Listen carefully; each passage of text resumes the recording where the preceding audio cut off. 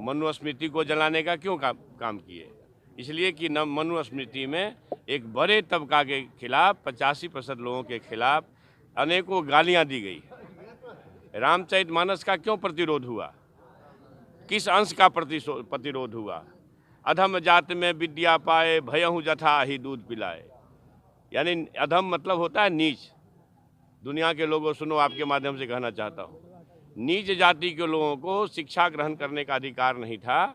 और उसमें कहा गया है कि नीच जाति के लोग शिक्षा ग्रहण करके जहरीला हो जाते हैं, जैसा कि सांप दूध पीने के बाद होता है। हम इस सवाल में मैं इसलिए ये बात कहता हूँ कि इसी चीज़ को कोट करके बाबा साहब अम्बेडकर ने दुनिया के लोगों को बताया।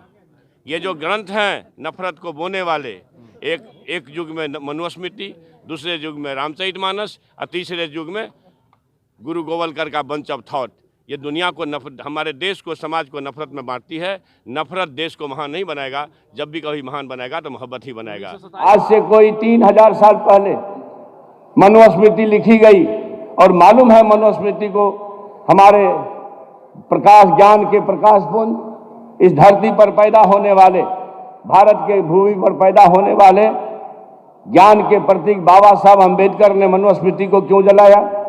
अगर आप अपने गूगल पर जाएं, स्मार्टफोन सबके हाथ में आजकल होता है, गूगल पर जाके सर्च करें कि मनुस्मृति को क्यों जलाई गई, तो आप पाएंगे कि मनुस्मृति में वंचितों को और वंचितों के साथ साथ नारियों को शिक्षा से अलग करने की बात कही गई है। शिक्षा का अधिकार, संपत्ति का अधिकार न तो नारी को था, न वंचितों को था, न शूद्रों को था। उसके बाद आज से करीब 7 साल पहले 15वीं 16वीं सदी में रामचरितमानस लिखा गया। तुलसीदास जी ने लिखा रामचरितमानस। उसके उत्तरकांड में कितनी बात कही गई? पूजिए विप्र शील गुण होना, पूजिए न शूद्र गुण ज्ञान परवीना। अगर ये विचारधारा चलेगा तो भारत को ताकतवर बनाने का सपना पूरा नहीं हो सकता है।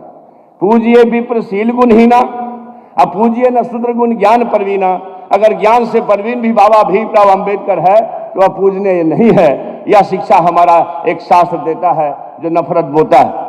मैं आपसे कहना चाहता हूं, उसी उत्तरकांड में लिखा हुआ, जय बरनाधम तेली कुम्हारा, सपच की रात कोल कलवारा। जय बरनाधम, बरन में अधम कौन कौन लोग है? जय बरनाधम तेली कुम्हारा, सपच की रात कोल कलवारा।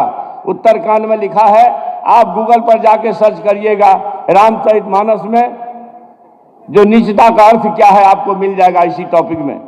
उत्तरकांड में जो ये लिखा गया कि बरन में अधम कौन कौन लोग हैं, तेली कुम्हार, कहार, कोल, कलवार, आदिवासी, दलित वगैरह वगैरह।